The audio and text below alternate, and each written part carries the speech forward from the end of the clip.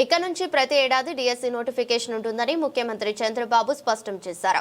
నిరుద్యోగులు ఏడాది డిఎస్సిలో క్వాలిఫై కాని వారంతా ప్రిపేర్ అవుతూ ఉండాలని సూచించారు. మెగా డిఎస్సిలో విజేతలకు ఉపాధ్యాయ పోస్టుల నియామక పత్రాలను జారీ చేసే కార్యక్రమం గురువారం రాష్ట్ర సచివాలయం సమీపంలో జరిగింది.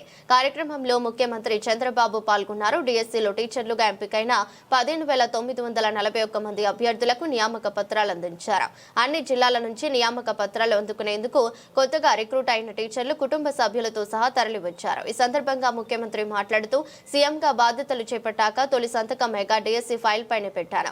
అవినీతి లేకుండా పారదర్శకంగా డిఎస్సి ప్రక్రియ చేపట్టాం. టీచర్ల నియమించాం. 150 రోజుల్లో ఈ ప్రక్రియను సమర్థవంతంగా చేపట్టిన మంత్రి నారా లోకేష్ బృందాన్ని అభినందిస్తున్నాను. ఇక టీచర్లుగా నియామక పత్రాలు తీసుకున్న ఉపాధ్యాయులను అభినందిస్తున్నానని సీఎం చెప్పారు. ఇప్పుడే లోకేష్ గారు చెప్పారు, మీకు భవిష్యత్తులో ప్రతి సంవత్సరం డిఎస్సి ఉంటుంది. మీరు ఎప్పటికప్పుడు ప్రిపేర్ కండి.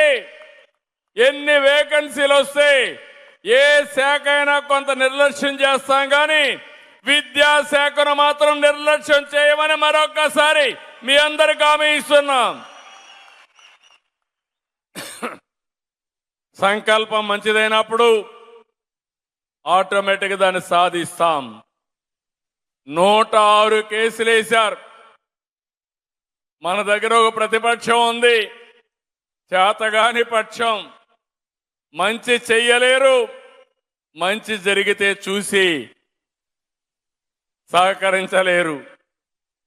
ఈ 106 కేసులు వేశారంటే ఈ కేసులు ప్రైవేటు వాళ్ళు వేసిన కేసులు కాదు, రాజకీయ ప్రయోజనాల కోసం వేశారు.